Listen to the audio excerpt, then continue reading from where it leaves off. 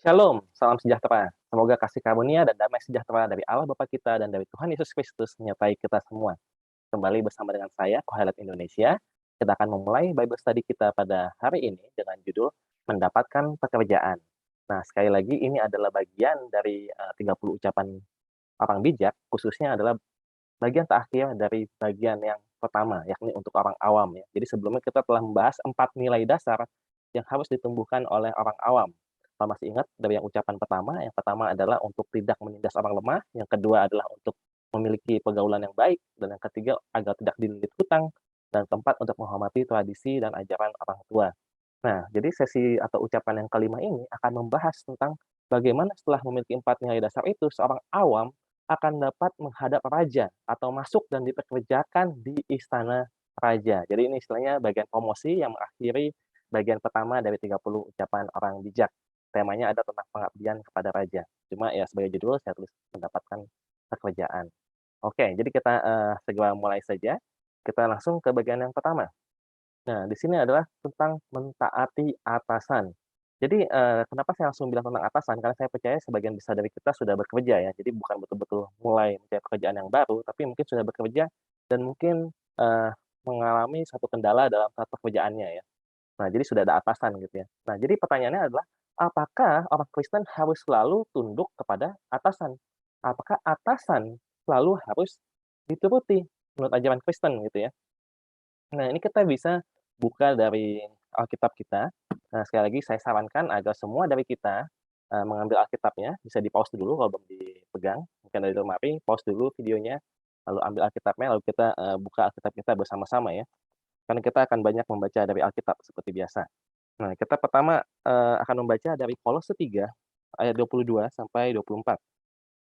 Kolose pasal yang ketiga. Ya, di sini, ayat yang sering dikutip agar seorang Kristen itu selalu mentaati dan menghormati atasan. Oke, kita baca dari ayat ke-22 sampai ke-24. Kolose 3 ayat 22 sampai 24. Hai hamba-hamba, taatilah tuanmu yang di dunia ini dalam segala hal. Jangan hanya di hadapan mereka saja untuk menyenangkan mereka, melainkan dengan tulus hati karena takut akan Tuhan. Apapun juga yang kamu perbuat, perbuatlah dengan segenap hatimu seperti untuk Tuhan dan bukan untuk manusia. Kamu tahu bahwa dari Tuhanlah kamu akan menerima bagian yang ditentukan bagimu sebagai upah. Kristus adalah Tuhan dan kamu hambanya.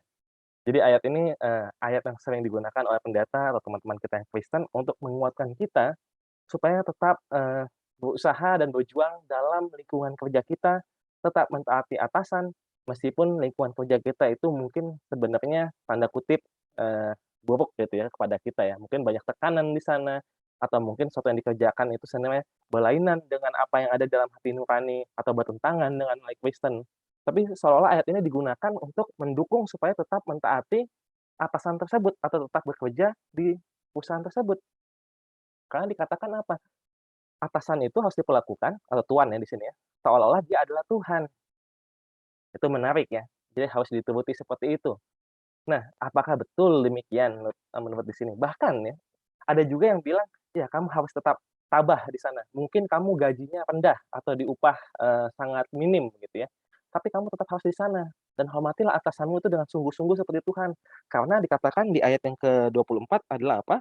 Karena bahwa dari Tuhanlah kamu akan menerima bagian yang ditentukan bagimu sebagai upah. Jadi istilahnya andaikan kita bekerja di suatu perusahaan, gajinya itu kurang istilahnya menurut kita ya, kurang dihargai.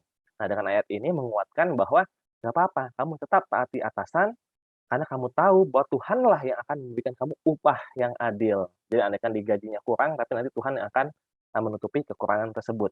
Jadi di satu sisi ayat ini memang sangat baik, tapi pertanyaannya adalah bagaimana apabila atasannya jahat kepada kita, lingkungannya tidak baik, dan, lini bisnisnya juga mungkin merugikan orang lain atau menghancurkan lingkungan. Apakah kita betul-betul harus tetap bekerja di sana dan mengikuti segala perintah atasan? Nah, ini kan pertanyaan yang paling penting ya, karena ayat ini saja sepertinya tidak cukup. Nah, jadi di satu sisi memang kita harus betul-betul menghormati atasan kita, tapi di sisi yang lain, kita bisa lihat ke slide yang berikutnya, adalah kita harus mencari kebebasan apabila ada kesempatan itu. Dikatakan pergunakanlah segala kesempatan untuk meninggalkan tempat kerja yang buruk. Nah, ini kita bisa lihat dari 1 Korintus 7 ayat 21. Jadi ini sama juga Paulus yang nulis ya, sebelumnya kan Kolose 3, cuma ini 1 Korintus juga surat Paulus, pasal yang ke-7, ayat yang ke-21. Ini kita sama-sama baca ya. Di sini dikatakan 1 Korintus 7 ayat 21, "Adakah engkau hamba waktu engkau dipanggil? Itu tidak apa-apa. Tetapi jikalau engkau mendapat kesempatan untuk dibebaskan, pergunakanlah kesempatan itu." Ya, jadi dikatakan apabila kita memang hamba atau istilahnya bekerja ya, di satu perusahaan tadi, ya tidak apa gitu ya. Ya tadi ya Tuhan tetap memberkati, tetap hormati atasan, tapi di sini dikatakan apabila ada kesempatan untuk kita keluar, pergunakanlah kesempatan itu untuk mendapatkan kebebasan. Jadi bila saudara bekerja di satu, perusahaan atau tempat kerja yang tidak baik, memang ikuti aturan dan taat dan tunduk. Tapi sebisa mungkin apabila ada kesempatan, gunakanlah kesempatan untuk mencari tempat kerja yang lebih baik. Nah, ini berdasarkan 1 Korintus 7 ayat 21. Cuma mungkin beberapa dari orang Kristen atau sebagian dari kita ya, bahkan sebagian besar mungkin yang ingin pindah kerja, mungkin sudah memikirkan itu. Saya ingin memang mencari tempat kerja yang lebih baik, yang, memberi saya lebih banyak gaji dan keuntungan, yang memperlakukan saya dengan lebih hormat, dengan dignity, yang atasannya itu memberikan, bimbingan, coaching, yang teman-teman kerjanya baik, lini bisnisnya itu juga membantu lingkungan, bukan menghancurkan lingkungan. Banyak yang sudah berpikir begitu, tapi ketika mendaftar ke pekerjaan lain, tidak diterima. Nah, jadi pertanyaannya gimana dong supaya saya bisa dapat pekerjaan yang baik? Karena kalau saudara berada di tempat pekerjaan yang baik dan yang kita mengikuti nilai-nilai Kristiani, pasti saudara yang juga Kristen, pasti akan bertumbuh dengan baik di sana ya, baik secara material dan juga secara spiritual bahkan. Nah, inilah yang akan kita bahas bagaimana mendapatkan pekerjaan yang baik. Nah, inilah ucapan yang kelima. Nah, kita sama-sama baca ucapan 5 dari ucapan orang bijak. Seperti biasa ini ada dari Amsal pasal yang ke-22, dari ayat 17 sampai 24 ayat 22. Ucapan pertama dari Amsal 22 ayat 22, jadi mudah ya, langsung cari Amsal 22, 22. Nah, lalu diikuti sampai ucapan yang kelima. Ucapan kelima itu ada di Amsal 22 ayatnya ke-29.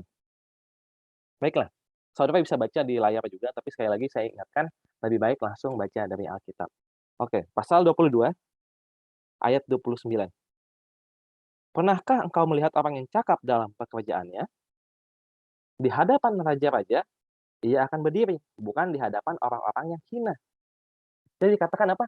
Akan berdiri di hadapan raja-raja, atau bekerja kepada raja, bukan bekerja kepada orang hina. Bekerja di lingkungan kerja yang baik, bukan bekerja di lingkungan, tanda kutip, orang hina yang ternyata pekerjaannya itu penuh dosa. Nah, jadi kan tadi sebelumnya ditanyakan bagaimana bisa mendapatkan pekerjaan yang baik dan bekerja kepada raja kan. Nah, itulah inti dari 30 ucapan orang bijak sebenarnya, khususnya bagian yang pertama. Di sini dikatakan apa? Cakap dalam pekerjaannya. Orang yang cakap dalam pekerjaannya itu pasti akan berdiri di hadapan raja. Ini secara, literal tentu jelas ya kalau kita langsung konteks kerajaan misalnya, kalau seseorang itu jago masak tentu akan dipekerjakan oleh raja menjadi, koki gitu ya di istana, atau dia itu ternyata, jago dalam pengobatan akan menjadi tabib di istana, atau bisa menulis, menjadi juru tulis, bisa seperti itu ya. Jadi memang kalau ada kecakapan tertentu, wajar bila mendapatkan pekerjaan yang baik di istana. Ya itu juga ada benarnya untuk kehidupan modern ya. Apabila, belajar kedokteran, jago di kedokteran, bisa mendapat pekerjaan di rumah sakit yang baik misalnya. Meskipun ternyata tidak sesederhana itu. Dan yang kedua, yang saya ingin tekankan adalah konteks dan spesifiknya dari ayat ini sendiri. Kecakapan yang dimaksud memang bisa berarti kecakapan secara teknikal, tapi kecakapan yang di sini kan ini kan lagi ucapan orang bijak yang kelima. Jadi kecakapan ini juga mengartikan bahwa sudah cakap dalam mempraktekkan atau menghidupi 4 nilai yang pertama. Apa saja 4 nilai yang pertama? Nah, di sini di layar juga saya sudah tunjukkan, summary-nya ya. Yang pertama adalah apa? Ucapan pertama mengajarkan untuk tidak menindas orang lemah. Nah, inilah nilai-nilai yang harus dihidupi sehingga cakap dalam hal ini, gitu ya. Untuk saudara khususnya dan juga saya. Itu untuk tidak menindas orang lemah. Karena orang yang tidak menindas orang lemah menunjukkan bahwa dirinya dapat dipercaya oleh raja. Karena kalau menindas orang lemah, tentu tidak bisa sulit untuk dipercaya untuk memegang kekuasaan ya, karena bisa disalahgunakan untuk menindas lebih lanjut. Jadi tidak boleh menindas. Lalu nilai yang kedua, harus dihidupi juga. Ucapan kedua mengajarkan apa? Tentang pergaulan, tidak bergaul dengan orang yang berpengaruh buruk. Orang yang pergaulannya sudah baik, itu akan lebih mudah untuk dikerjakan di istana. Kenapa? Karena itu menunjukkan bahwa orang ini itu bisa bersosialisasi dengan baik. Jadi lingkungannya baik dan membawa budaya kerja yang baik. Lalu nilai yang ketiga apa yang harus dihidupi sehingga cakap dalam hal itu dan dikerjakan oleh raja? Jangan dililit hutang, karena orang yang tidak dililit hutang menunjukkan bahwa ia memiliki perencanaan keuangan yang baik dan ia rajin bekerja, gigih, ulet. Itu juga akan dipekerjakan oleh raja. Lalu yang keempat apa dari nilai dasar yaitu adalah orang yang menghormati tradisi atau ajaran orang tua. Karena ini menunjukkan apa? Menunjukkan bahwa orang tersebut itu bisa diajar. Jadi kalau masih jadi orang awam, sudah istilahnya melawan orang tua, kan susah ya kalau perusahaan mempekerjakan orang seperti itu. Masih belum punya pengetahuan aja tanda kutip udah sok tahu, mau-maunya sendiri. Ya susah mau dipekerjakan. Tetapi orang yang menghormati tradisi dan mengikuti ajaran-ajaran orang tua, itu menunjukkan bahwa, oh ini orang itu masih bisa diajar, bisa didisiplin, bisa diberikan ilmu. Nah inilah 4 nilai dasar yang harus dihidupkan sehingga seorang itu cakap dan dipandang pantas atau layak untuk bekerja di istana raja. Oke, kita lanjut lagi. Nah, jadi kita berikutnya, kita tinjau ulang ya, 4 nilai dasar yang tadi, sudah saya sebutkan dan ringkas dengan baik. Nah, ini langsung kita lihat dari studi kasus Yusuf. Karena Yusuf ini ternyata dalam kehidupannya menunjukkan bahwa ia menghidupi 4 nilai dasar ini, sehingga ujung-ujungnya dia menjadi, perdana menteri di Mesir ya. Nah, ini 4 nilai dasarnya tadi apa? Masalah, memperhatikan orang lemah ya, atau tidak menindas orang lemah. Nah, ini kita bisa lihat dalam kisah Yusuf ternyata dari dia kecil, dia itu tidak suka apabila ada sesuatu yang tertindas. Yaitu ternyata dia tidak suka ketika melihat domba-domba keluarganya itu ternyata tidak diperlakukan dengan baik oleh saudara-saudaranya.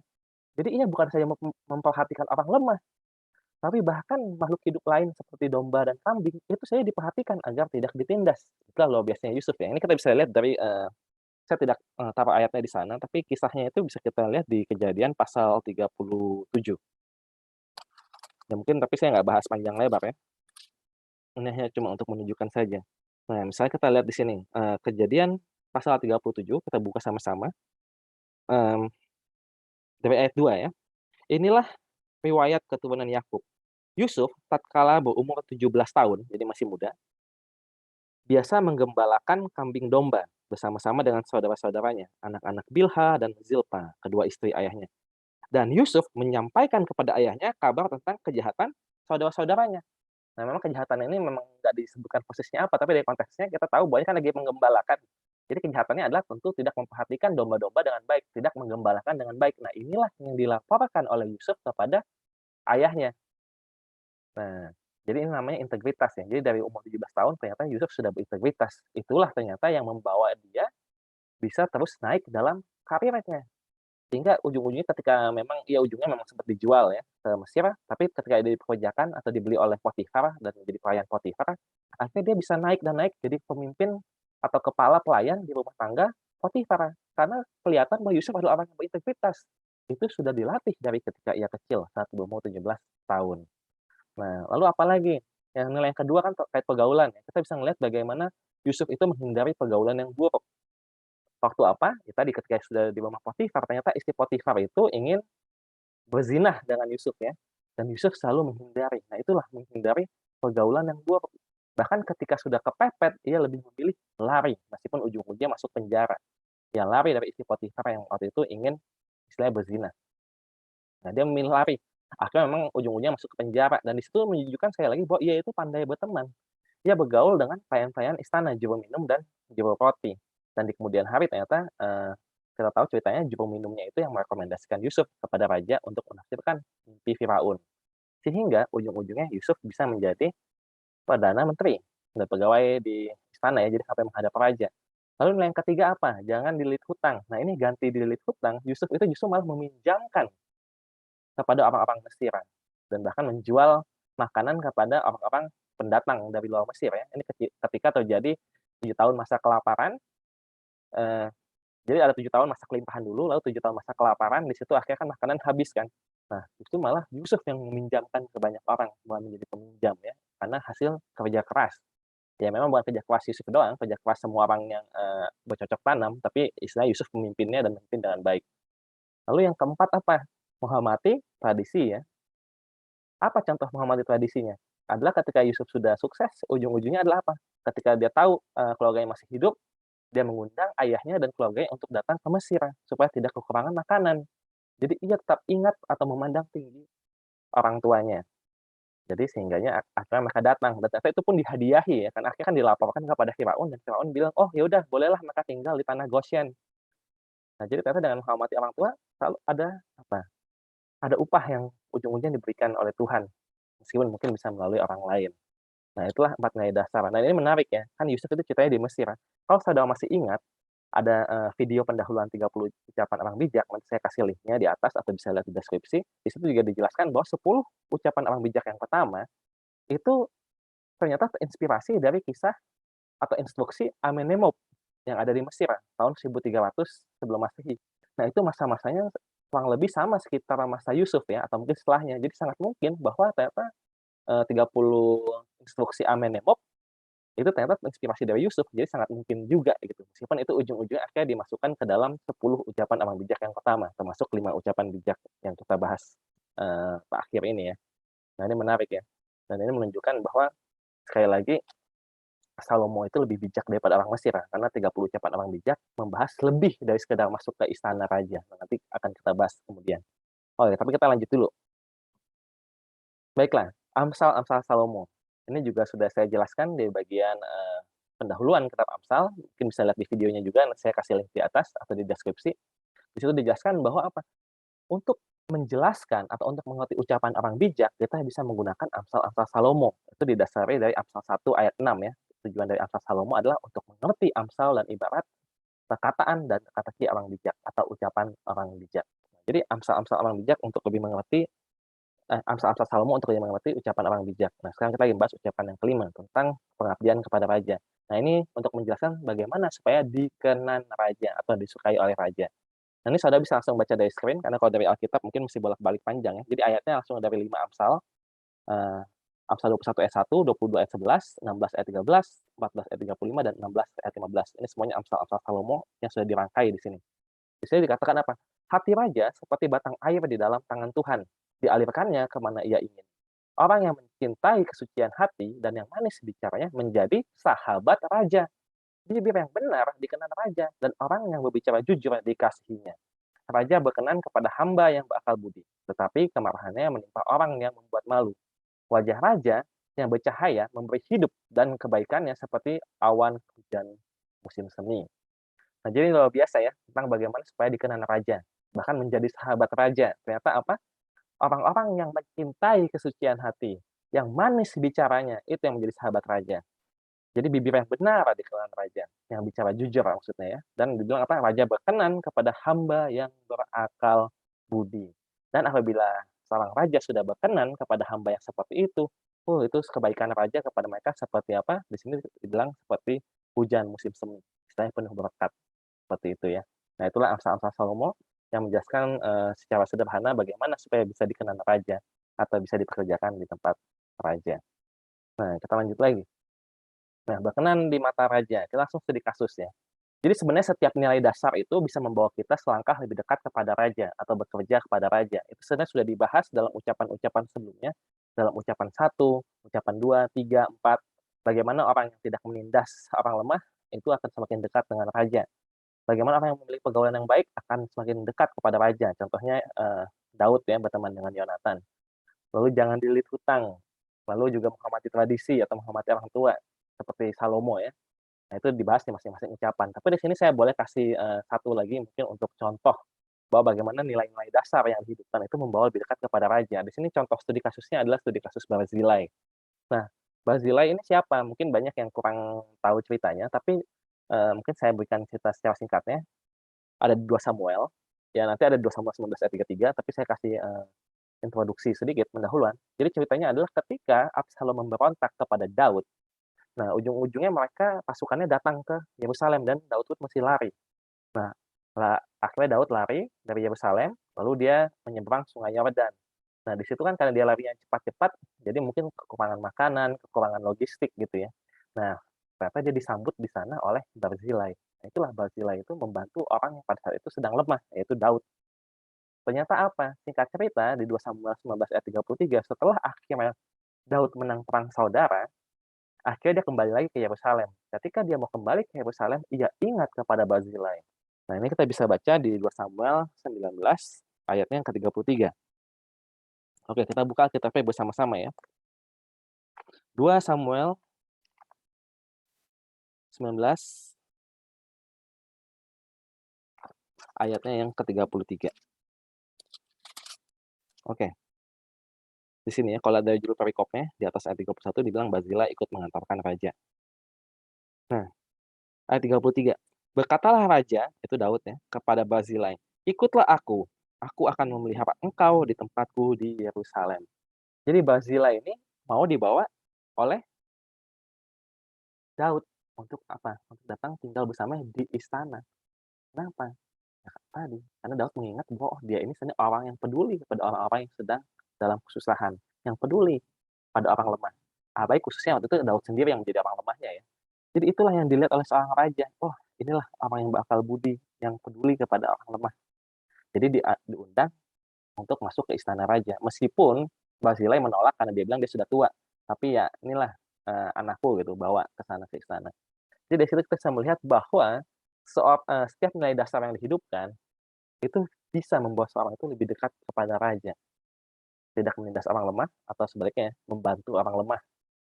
Itu akan mendekatkan seorang kepada raja. Contoh dari kasus Barzilai. Untuk contoh-contoh lainnya bisa dilihat di video-video sebelumnya terkait nilai dasar. Oke, lanjut ya. Jadi dengan semua yang sudah dibicarakan, kita bisa mengambil suatu kesimpulan, yaitu kesimpulan untuk mengevaluasi diri. Tadi kan kalau kita balik ke awal, pertanyaannya adalah, sebenarnya saya sudah tahu tempat pekerjaan saya itu kurang baik. Saya ingin mencari tempat kerja yang lebih baik, tapi kok sampai sekarang saya belum dapat atau belum diterima ya. Nah, jadi cara mengevaluasi diri, tanyakanlah diri dengan 5 pertanyaan ini. Yang pertama, tanyakan diri saudara, apakah saya masih memperlakukan orang yang lebih lemah dari saya dengan tidak baik? Apakah saya masih menindas orang lemah gitu ya singkatnya? Apabila jawabannya ya, wajar kalau saudara masih belum mendapatkan tempat kerja yang baik. Jadi ubahlah itu. Mulailah melakukan orang yang lebih lemah dari saudara dengan baik. Siapa saja, ya entah itu fakir miskin, atau mungkin bawahan-bawahan di kantor. Nah itu meskipun tidak kelihatan secara langsung oleh calon tempat saudara akan bekerja kemudian, tapi itu yang akan terlihat oleh Tuhan dan juga akan dirasakan oleh orang-orang di sekitar saudara, yang mungkin bisa membantu. Oh ini ada tempat kerja yang baik di sini, bisa mendapat opportunity atau kesempatan seperti itu. Lalu yang kedua, andaikan saudara tadi sudah memperlakukan orang yang lebih lemah dengan baik ya. Yang kedua, tanyakan diri saudara, apakah saya masih memiliki pergaulan yang buruk? Kalau jawabannya adalah ya, mulailah diubah. Jauhilah pergaulan-pergaulan yang buruk dan mulailah cari teman, bersahabatlah dengan orang-orang yang berpengaruh baik, yang kalau kita bahas sebelumnya adalah yang mengasihi setiap waktu dan menjadi saudara dalam saat kesukaran. Nah, itu mereka akan membantu saudara untuk mendapatkan pekerjaan yang lebih baik. Nah, lalu pertanyaan yang ketiga, tanyakan lagi diri saudara, apakah saya masih hidup dalam hutang yang mencekik? Kalau saudara masih dililit hutang, akan sulit untuk mencari pekerjaan yang lebih baik. Jadi bagaimana? Ya, selesaikanlah dulu hutang itu. Dengan cara yang pertama tentu kurangilah pengeluaran-pengeluaran yang tidak esensial, dan yang kedua adalah usahakanlah untuk bekerja dengan rajin, kumpulkan duit, lunaskan hutang. Nah, dengan itu saudara akan memiliki pikiran yang jernih pada saat nanti saudara mencari pekerjaan yang lebih baik. Nah, lalu pertanyaan yang keempat yang harus ditanyakan kepada diri saudara, apakah saya sering melanggar tradisi dan tidak menghiraukan nasihat orang tua? Bila jawabannya ya, mulailah ubah diri saudara untuk mulai mendengarkan nasihat-nasihat orang tua dan mengikuti tradisi-tradisi atau norma-norma yang sudah ada. Nah, dengan seperti itulah saudara akan dipekerjakan di tempat yang lebih baik. Nah, apabila jawabannya sudah 4 nilai dasar itu sudah oke, tanyakanlah pertanyaan terakhir kepada diri saudara. Apakah saya sudah bekerja di tempat yang baik yang sesuai dengan kemampuan saya? Kalau jawabannya ya, berarti sudah bagus ya, nggak usah pindah lagi. Tapi andaikan jawabannya tidak, berarti saudara harus dengan aktif mencari pekerjaan yang lebih baik. Apalagi saudara sebenarnya sudah memiliki 4 nilai dasar tersebut. Jalan saudara akan terbuka lebar dan akan mendapatkan pekerjaan yang baik. Nah, yang saya katakan di sini itu memang pekerjaan dalam hal material ya, tapi sebenarnya dalam kehidupan spiritual itu yang lebih penting. Hidupkan 4 nilai dasar ini dan saudara itu akan dipekerjakan oleh Tuhan, seperti itu. Nah, ini dasarnya apa? Bisa kita lihat dari Ulangan pasal 28 ayat 13 ya. Karena orang yang sudah betul-betul baik dan mengikuti perintah-perintah Tuhan, itu Tuhan memiliki janji berkat. Nah, ini bisa kita, lihat di Ulangan pasal yang ke-28 ayat 13. Ini juga ayat yang, populer sebenarnya. Saya bacakan ya. Tuhan akan mengangkat engkau menjadi kepala dan bukan menjadi ekor. Engkau akan tetap naik dan bukan turun apabila engkau mendengarkan perintah Tuhan Allahmu yang kusampaikan pada hari ini. Kau lakukan dengan setia. Jadi kamu akan menjadi kepala dan bukan ekor. Kamu akan terus naik, kamu akan menjadi sukses, dan kamu akan berkarir dengan baik. Itu sudah adalah janji berkat dari Tuhan. Jadi hidupkanlah 4 nilai dasar ini dan pelajari lagi ya. Nah, nanti bisa lihat lagi, review video-video, sebelumnya. Kita lanjut. Nah, jadi kita harus melihat ke depan. Melihat ke depan maksudnya apa? Bahwa di istana itu ada jenjang karirnya. Jadi, sebenarnya ketika nanti saudara akhirnya bisa masuk ke dalam istana, itu sebenarnya masih langkah pertama. Karena di dalam istana itu ternyata masih panjang ceritanya.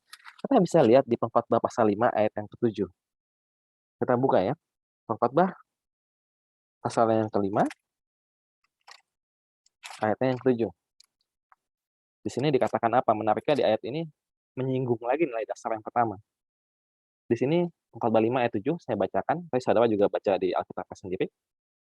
Dikatakan, "Kalau engkau melihat dalam suatu daerah orang miskin ditindas dan hukum serta keadilan diperkosa, janganlah heran akan perkara itu. Karena pejabat tinggi yang satu mengawasi yang lain. Begitu pula pejabat-pejabat yang lebih tinggi mengawasi mereka." Jadi di sini apa? Di sini udah kelihatan ada menyinggung ucapan yang pertama ya tentang, penindasan ya. Nah, tapi yang saya mau tegaskan di sini bukan bagian itu. Di sini mau saya tegaskan terkait masalah, eee, jabatan jabatan di istana. Di mana di sini bilang pegawai tinggi mengawasi pegawai yang lain. Berarti ada pegawai yang lainnya yang pegawai rendah ya, pegawai pemula. Nah, ada pegawai tinggi yang mengawasinya. Terus dibilang ada lagi pejabat-pejabat yang lebih tinggi mengawasi mereka. Jadi setidaknya ada tiga tingkat jabatan di istana. Pegawai pemula, pegawai yang mengawasinya, dan pegawai lain yang mengawasinya. Jadi ada 3. Nah, inilah yang menariknya, bahwa di istana itu masih ada jenjang karirnya. Nah, jadi kalau, balik lagi ke menyinggung pendahuluan 30 ucapan orang bijak tentang Amenemop, Amenemop itu mengajarkan bagaimana seorang masuk ke istana. Nah, Salomo di sini mengumpulkan 30 ucapan orang bijak lebih daripada Amenemop. Bukan untuk masuk ke istana raja saja, tapi supaya sukses di dalam istana, supaya bisa naik tingkat dari pegawai pemula menjadi pegawai menengah, lalu menjadi pegawai tinggi. Nah, bagaimana caranya? Itu nanti kita bahas di ucapan-ucapan sebelumnya. Yang berikutnya nanti kita masuk ke bagian kedua, itu tentang pegawai pemula ya. Jadi ternyata kita akan lihat bahwa godaan-godaannya itu berbeda, jerat-jeratnya itu berbeda, yang ada untuk orang awam dan berbeda dengan, godaan atau ujian yang ada untuk pegawai pemula. Nah, ini nanti akan kita bahas di sesi yang, berikutnya. Nah, jadi ini untuk terakhir, seperti biasa saya masukkan juga lampiran dari rangkaian Amsal-Amsal Salomo yang dirangkai untuk jelaskan ucapan orang bijak yang kelima. Saya tidak bacakan di sini, saudara bisa pause saja, nanti bisa lihat ayat-ayatnya di kolom sebelah kiri dan isinya di sebelah kanan. Ya itu saja yang bisa saya, sampaikan di sesi kita kali ini. Terima kasih, Tuhan memberkati.